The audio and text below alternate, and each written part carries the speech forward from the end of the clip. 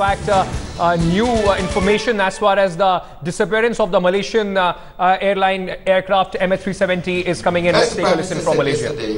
Up until the time the aircraft left military primary radar coverage, its movements were consistent with deliberate action by someone on the plane. I cannot comment on speculative theories as to what might have caused the deviation from the original flight path, as I do not wish to prejudice the ongoing investigation. I understand the hunger for new details, but we do not want to jump to conclusions. Out of respect for the families and the process itself, we must wait for the investigations to run its course. The Malaysian authorities are refocusing their investigations on all crew and passengers on board MH370, as well as all ground staff handling the aircraft. Yesterday, officers from the Royal Malaysian Police visited the home of the pilot. They spoke to family members of the pilot, and experts are examining the pilot's flight simulator. The police also visited the home of the co-pilot. According to Malaysian Airlines, the pilot and co-pilot did not ask to fly together on MH370. I would like to stress that Malaysia has been working with international law enforcement agencies since day one. Malaysian Airlines has confirmed that aircraft was subjected to the required maintenance program. The Boeing maintenance planning documents prove that. Checks are done according to this program, and the aircraft has been fully serviced and was fit to fly. The INMASAT team arrived yesterday and will support the investigations team, which includes the Malaysian authorities and the UK and the US teams. I would like to conclude by reiterating that the search for MH370 has entered a new phase. The information released yesterday has provided new leads and given new directions to the search process.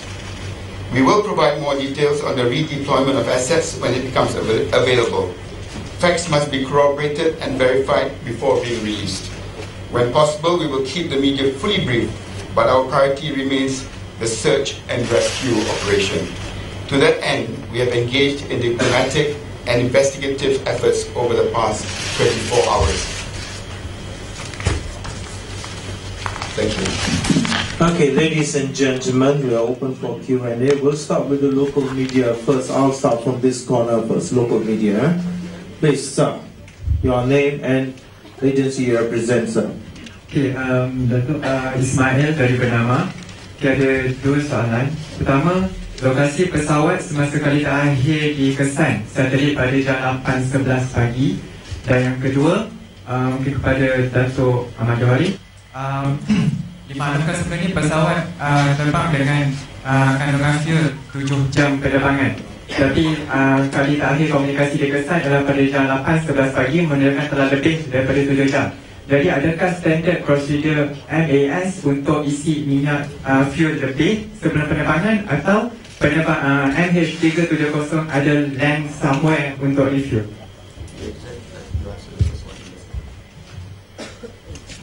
Terima kasih. Dalam jelasan kita, jam yang waktu yang paling akhir penerbangan mengikut apa yang kita dapat daripada INMASAT setelah jam 8.11 pagi waktu tempatan Malaysia.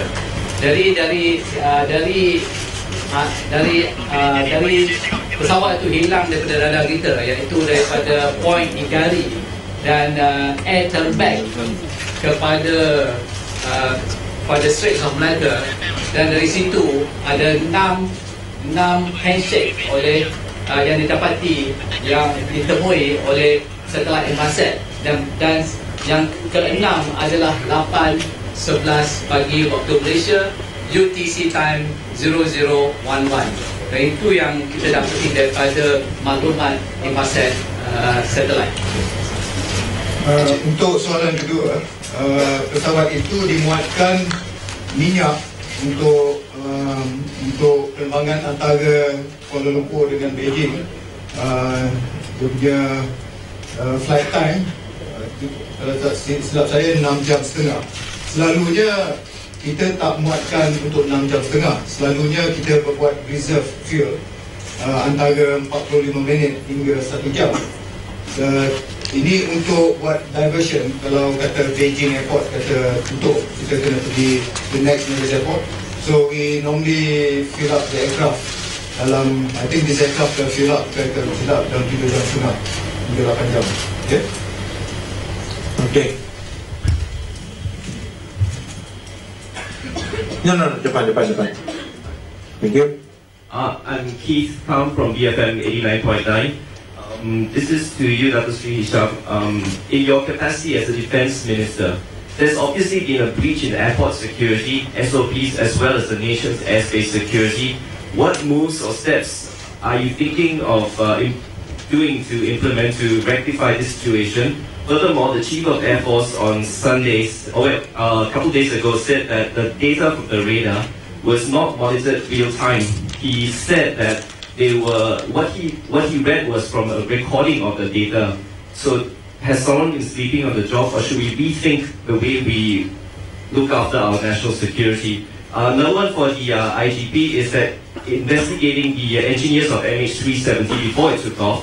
What sort of leads you hope to get from this? Thank you, sir.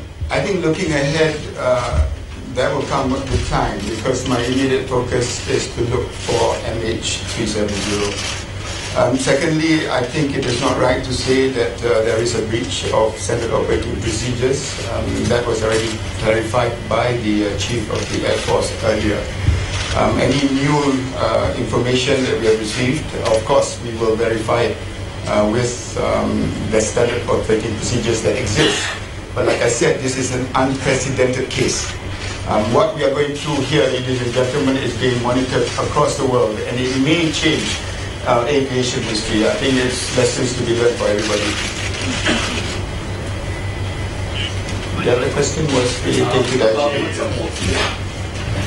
Well, as I said, the 4 areas of our focus on the investigation: number 1, hijacking; number 2 is sabotage; number 3, personal problem; and number 4, psychological problem. That doesn't change, and that includes all the ground staff, everybody.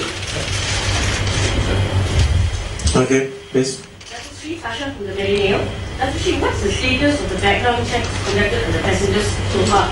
Has there been any suspicious findings if anyone had aviation expertise that could have taken over the flight? And also on the flight simulator being seized, any finding on that? The Prime Minister mentioned yesterday the refocus because of new information of certain equipment being intentionally turned off.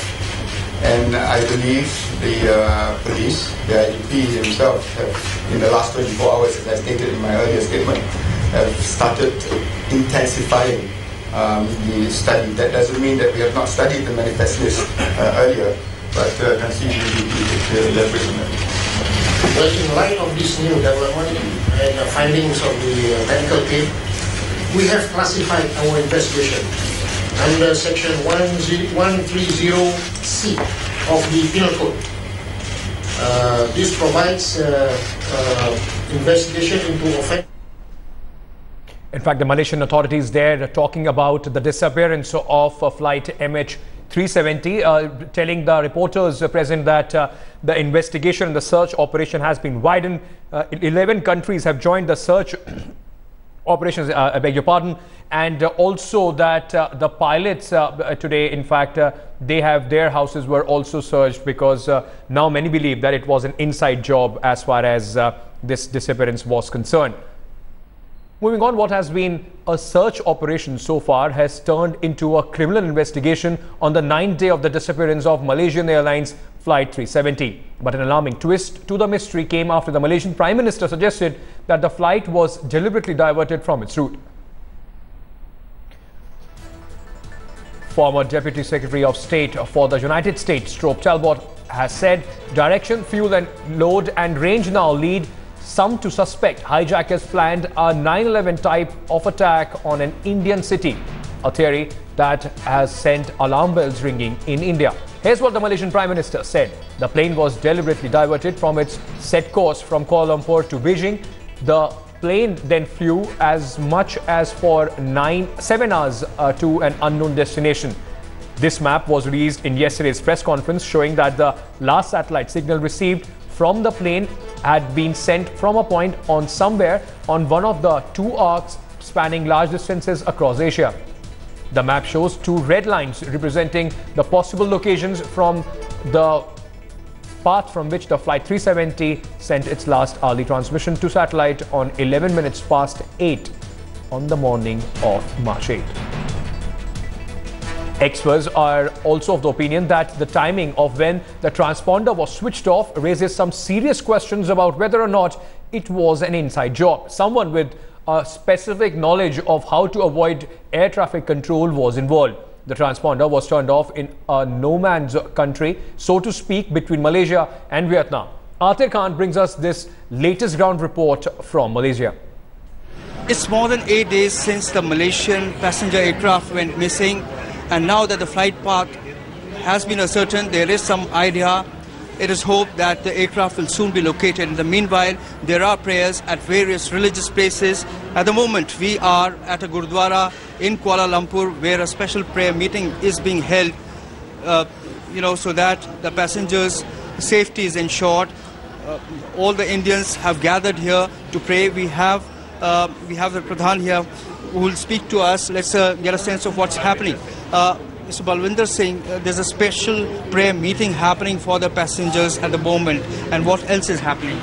Well, actually there's a wedding that's going on here today, but in addition to that, we're also joining the rest of Malaysians and people from all walks of life to say a prayer to God for the safe return of the people who are on that flight.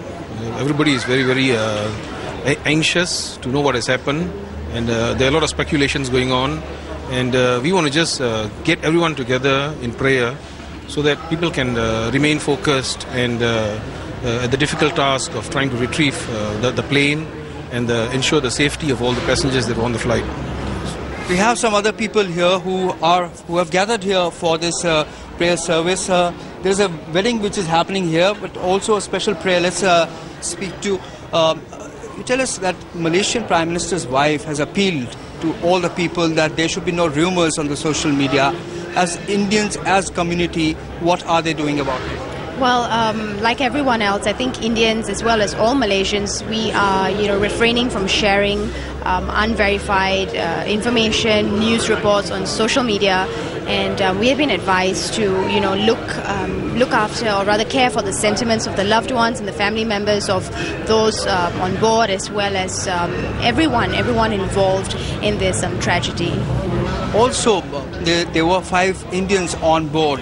So what is the buzz? What is happening in the Indian community as far as those 5 Indians are concerned? The Indian community, as well as every other Malaysian, everyone from every religion, we are gathering in our places of worship, the gurdwaras, mandirs, the mosques, masjids, everywhere, to say a prayer, to pray for the safe return of everyone, those on board the flight, and that everyone, all of them come home to Malaysia safely, and that we were really, really praying and hoping for that. Yeah. Thank you for speaking with Headlines today. There you go. So there is an auspicious occasion here, but despite that, the people have taken this opportunity to pray for the well-being, for the safety of the passengers on board the flight. With camera person Kirpal Singh, Atir Khan in Kuala Lumpur for Headlines Today.